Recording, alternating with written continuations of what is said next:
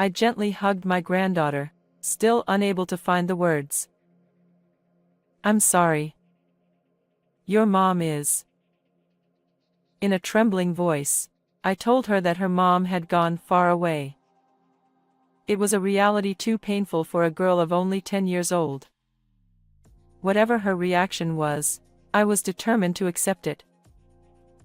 When my granddaughter learned what had happened to her mother, she suddenly broke the picture frame in the living room. The acrylic picture frame contained a family photo of me, my daughter and her husband, and Ami. The four corners of the frame were only fastened together, so even the slightest effort by a young girl could cause the frame to fall apart. The photo fell to the floor with a flutter. I couldn't understand this behavior, and I raised my voice. Stop it. Isn't this a cherished memory of our family vacation? Because my mom said look at the back of this. She seemed unfazed and picked up the photo that had fallen out of her hands. She is a mysterious girl with an innocent smile, but sometimes acts and speaks in a strangely mature way.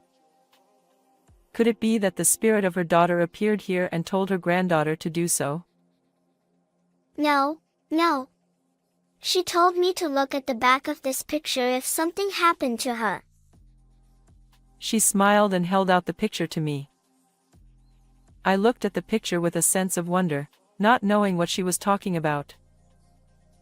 My name is Sherry Moore, and not long ago I was the president of a clothing brand.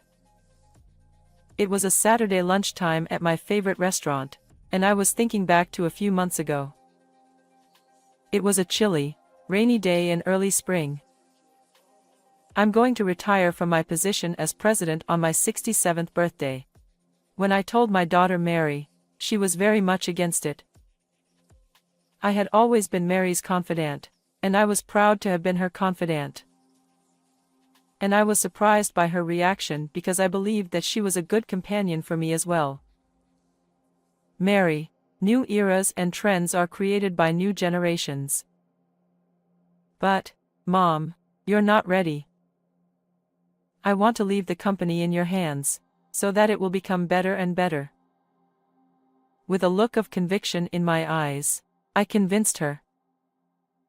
I knew my daughter had the ability to read trends. I understand. It's a company you've cherished, Mom. I'm sure I'll make it even bigger. Her snickering and enthusiasm resembled that of my husband, who had passed away early in life. I remembered the way he had said enthusiastically, "I will surely make you happy," when we had just launched the company. Just as I was celebrating the birth of our daughter, he was involved in an accident. I blamed myself for the too early separation, not feeling any sadness. But Mary was there. I pushed myself to protect and nurture my daughter. Without her, I would not have made it this far. I raised my daughter single-handedly, and I also managed a company while working hard to make a living. I am relieved that I managed to send my daughter to college. Her back, which was unreliable when she was little, is now a little taller and more dependable than mine. She is now working hard for the company every day. She still consults with me on various matters when she is unsure or confused. Today, too, she called me up at this lunchtime to tell me that she was having trouble with a rival company. "Mom, sorry to keep you waiting. Have you ordered yet?" "I'm just choosing now." Together, we peeked at the menu list and finished ordering on the touch panel provided at the table.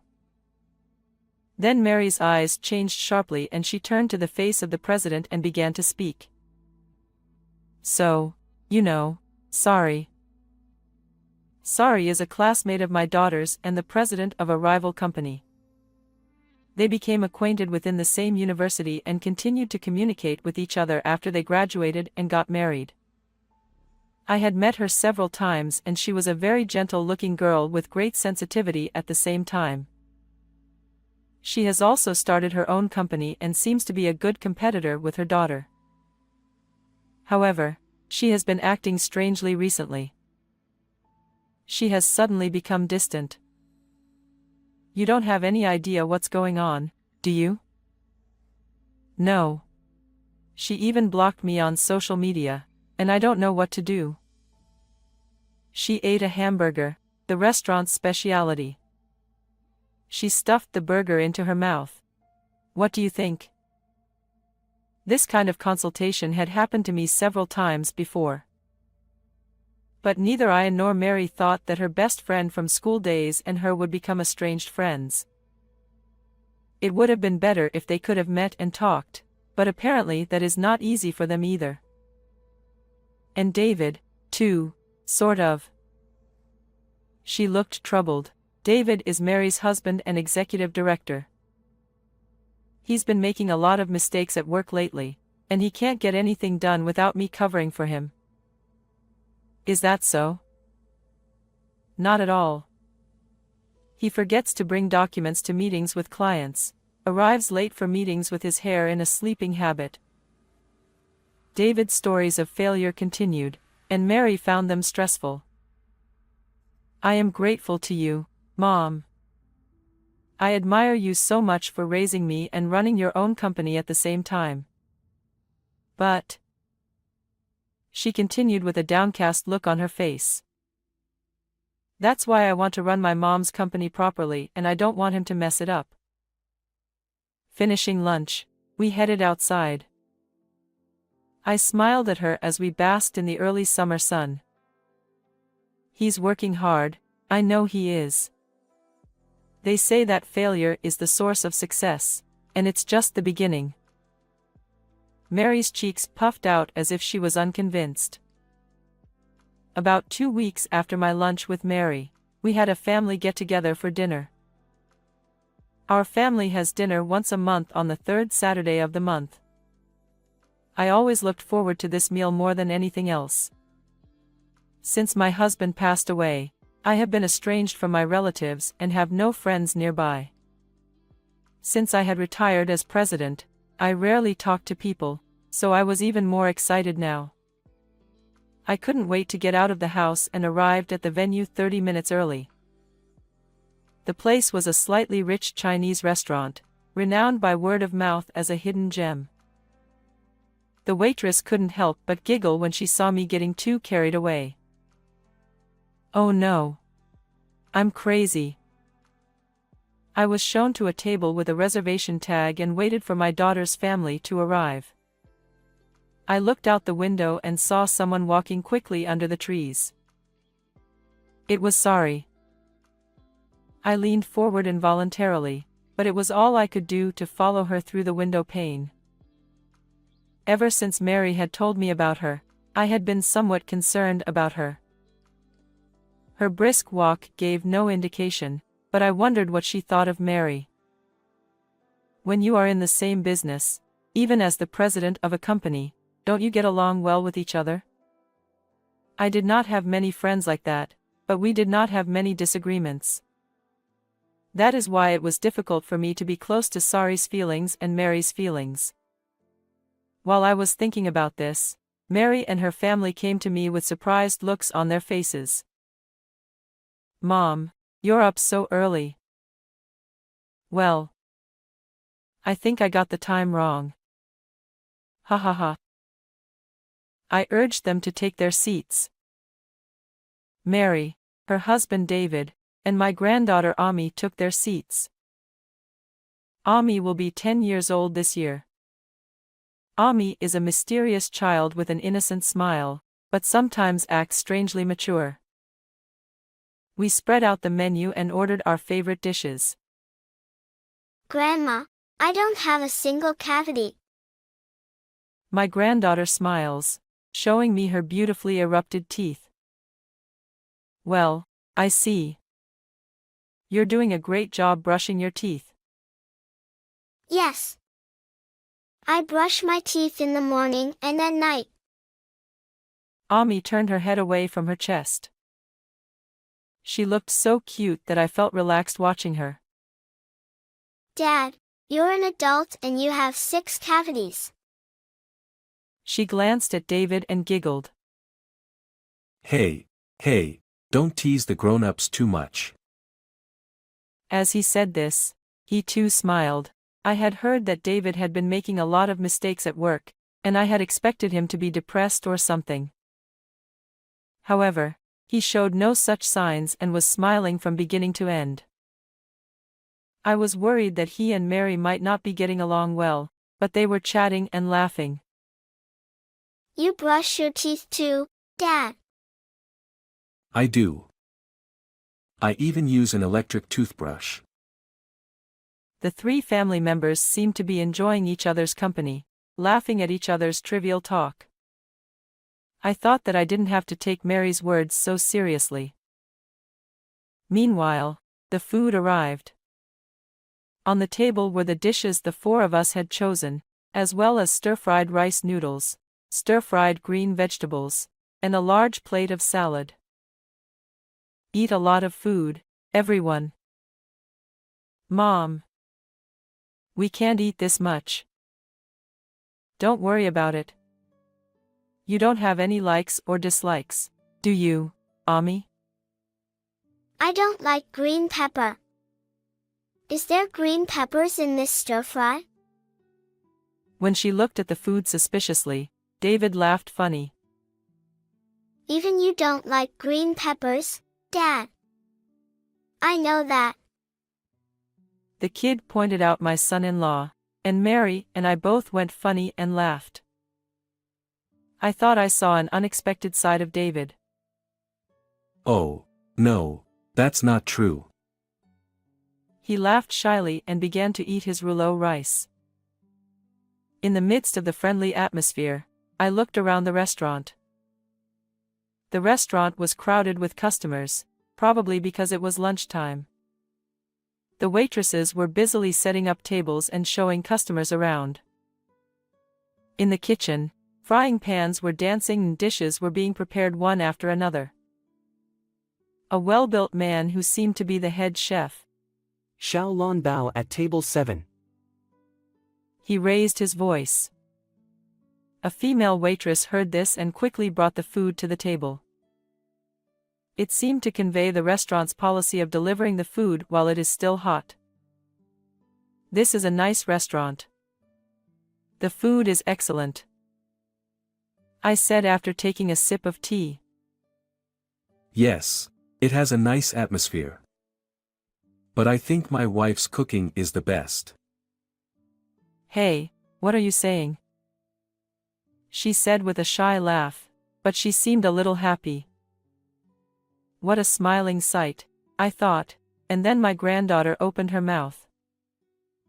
Liar. At that moment, the adults present froze.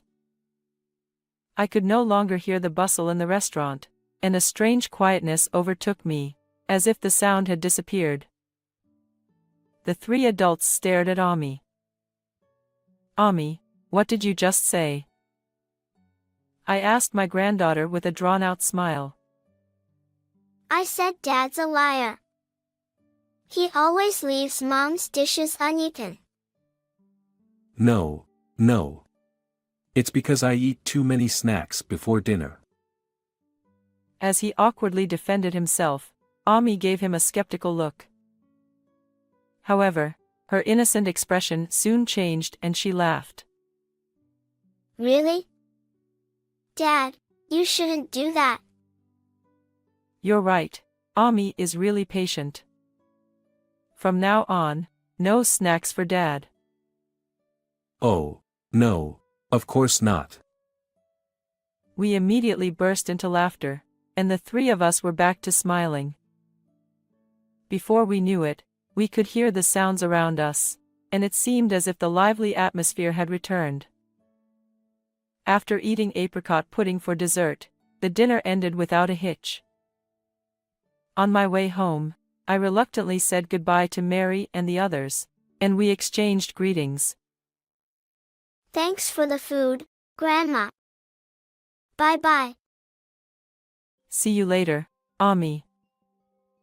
She ran off in the opposite direction of the road I was going home, waving her little hands in the air. I wondered what my granddaughter had been like today, and I noticed that both Mary and David were smiling as if to cover it up, saying, "She's always like that. Mom, we'll see you next month."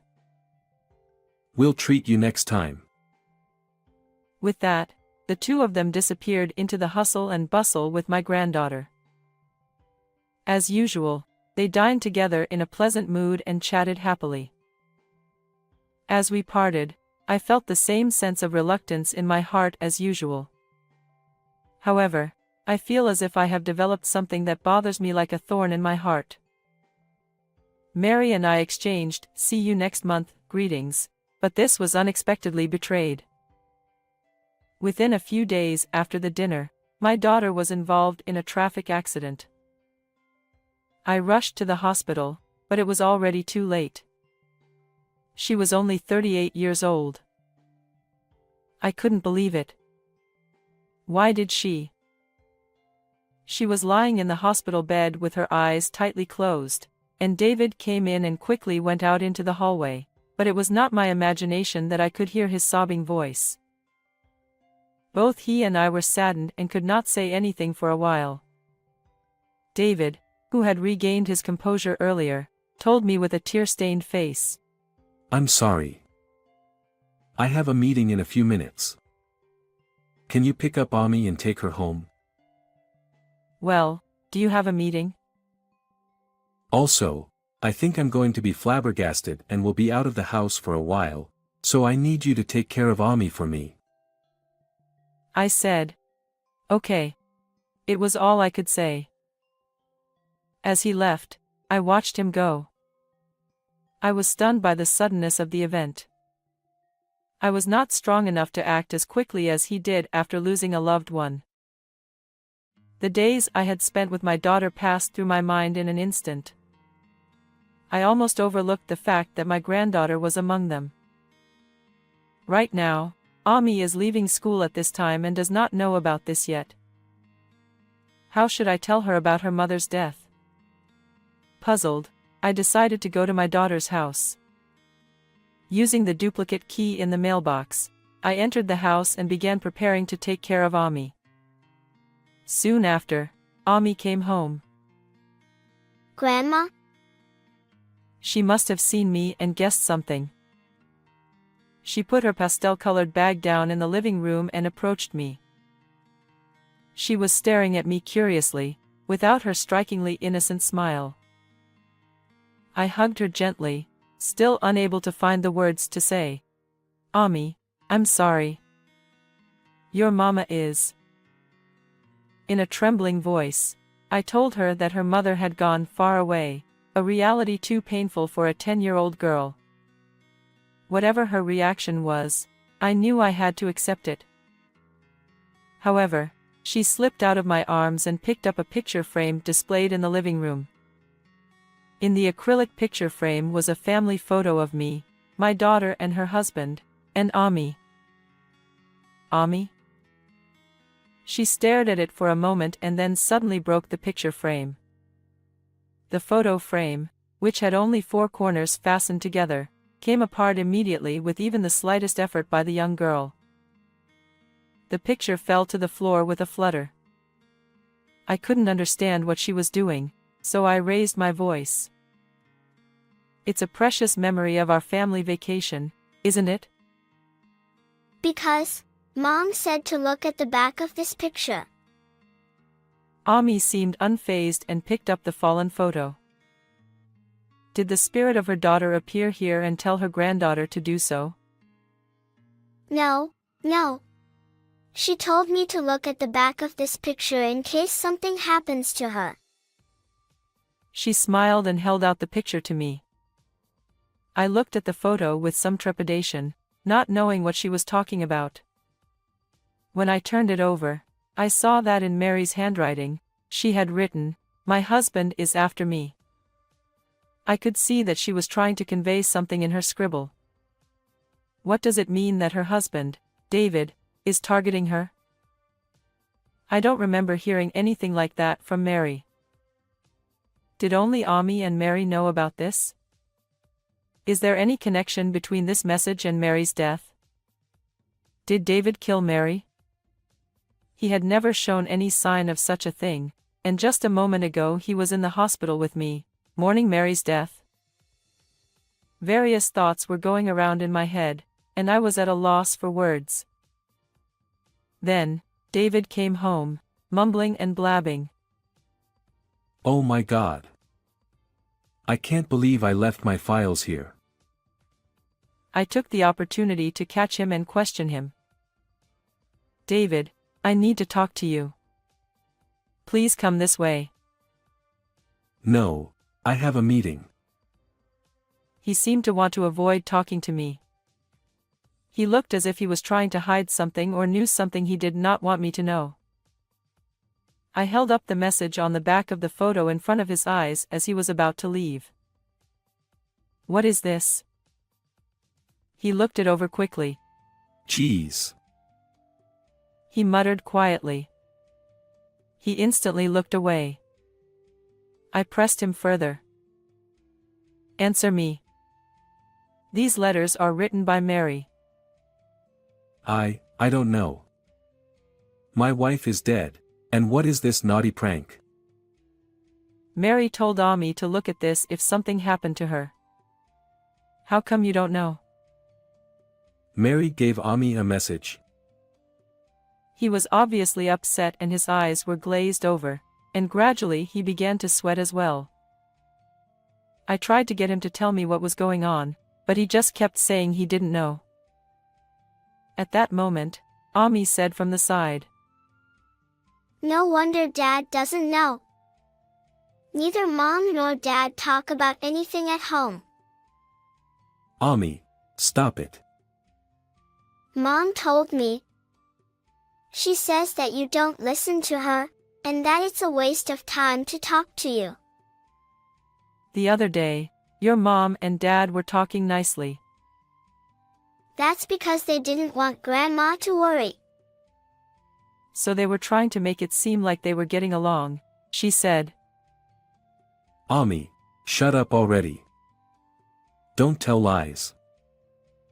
It's the truth. You're the liar. Who is the liar? David was furious and pumped his fist in the air. I jumped on him, knowing that he was going to hit my granddaughter. Don't you dare touch Ami. Let her go. He raised his fist and slammed it down on my back. Ow. Grandma. I fell to the floor with a dull thud, and Ami approached me and looked into my face worriedly, tears threatening to spill from her moist eyes. If I didn't do anything, David would beat the shit out of both of us. He was mumbling something, his face turning red and his shoulders shaking. It's her fault. All of it, all of it. I didn't know who he was talking about. Anyway, I got up and urged Ami to go outside. Oh no, Grandma, you have to go out with me. Finally, tears spilled from her eyes. My granddaughter hugged me and started crying, while David was still mumbling something. I held my aching back and crawled to the front door. David noticed it, and said to me, I won't let you go. With that he took a pair of scissors that were close at hand and chased after me. I was only a few steps away from the front door, but I couldn't get there in time. I held Ami as if to protect her. Somebody help me. I shouted. That was when the door suddenly opened and someone jumped in. Hey! With a booming shout, Sari appeared. Using her business bag as a shield, she lunged at David and pushed him back, causing him to stumble and fall to the ground. Sari followed up by putting her arms behind his back and pinning him to the floor. You give it up. I've called the police. What did you do to the two of them? Ow, ouch. Who are you? Both Ami and I were taken aback by the appearance of someone so unexpected. Sorry. What brings you here? Oh, it's been a while. Mary asked me to take care of you too. Sari said that she had promised one thing to my daughter. That was when Sari's company was not doing well and she consulted Mary about management policies. She took some of my daughter's advice and put it into practice, and the business gradually recovered. As a thank you for her help, Sari told her to let her know if there was anything she could do to help. Well, if anything happens to me, you take care of Ami and Mom, okay? She had no idea what she was talking about, but Sari kept that promise in mind for a long time. I knew Mary had the ability to see something ahead of time. So I believed that there would eventually be something. Nothing was better than nothing. She chuckled. So I investigated what was happening near Mary. As she hired a detective to investigate, she became concerned about David. At first, she thought that he was Mary's husband and that some related matter could have come up. But then she realized that it was a bit unusual. What do you mean? You know that he had Mary cover for his mistakes at work. Of course I knew that. But what does that have to do with this? David groaned in frustration. It's her fault. Mary always helped me as a matter of course. It was unnecessary. It made me uncomfortable. Uncomfortable? Is that what you thought of her? She has damaged my self-esteem. I'm the managing director. He had a recrimination against Mary. And out of that resentment, he was planning to take over the company. After everything was exposed, he started ranting and raving about things we didn't understand. Sari held him down firmly. He continued to rant and rave. I thought today's car accident was lucky.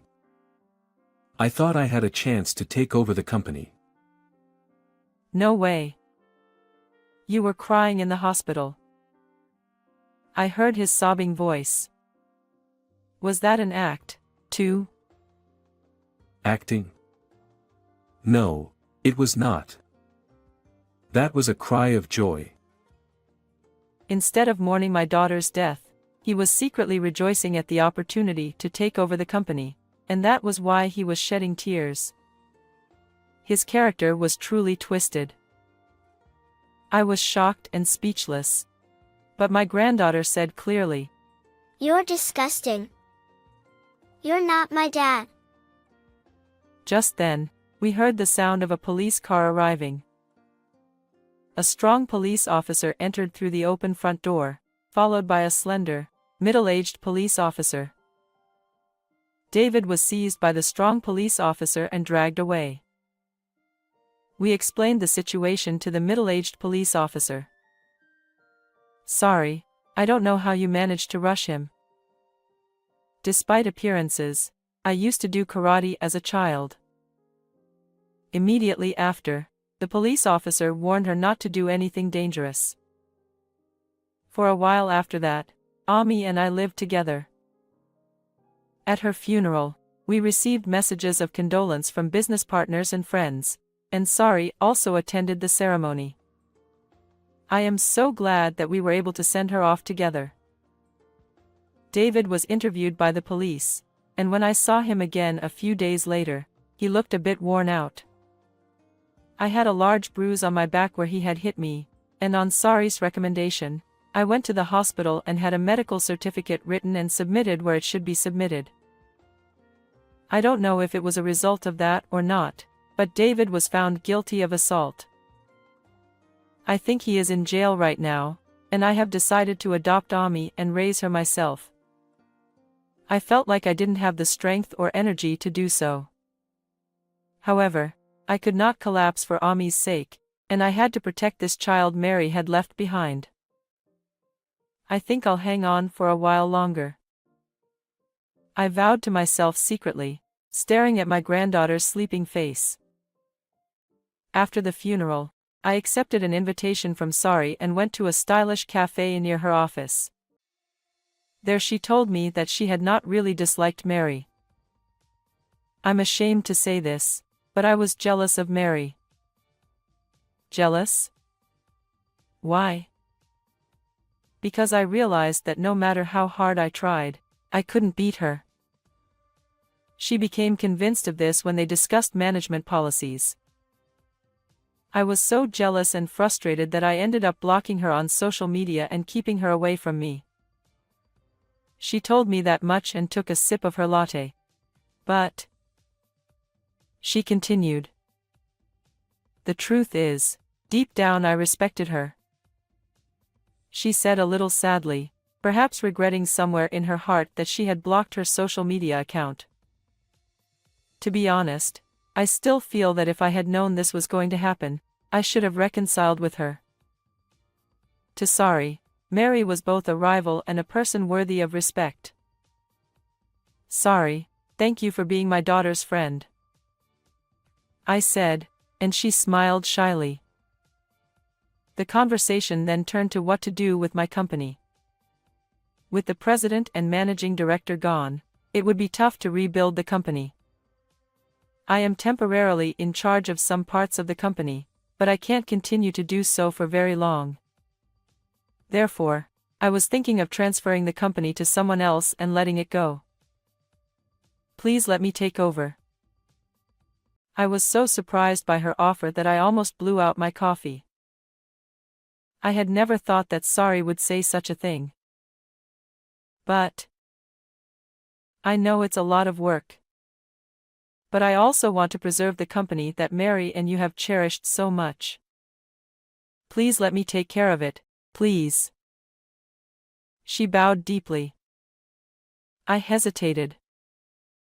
But her enthusiasm pushed me to leave it to her.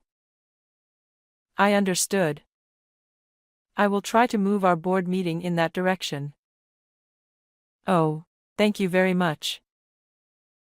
This brought her and I closer together, and we had dinner together again a few months later, and she is like a real daughter to me.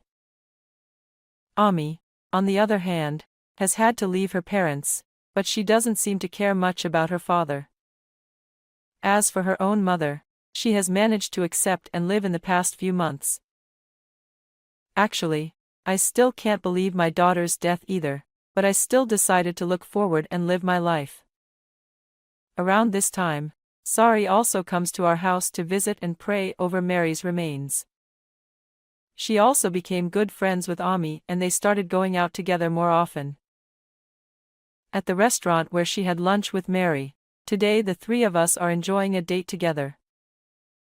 Sorry, I don't have a single cavity. Ami deflected her chest. I do hope that these casual days will continue. What did you think of this story? Please subscribe to our channel. See you in the next video.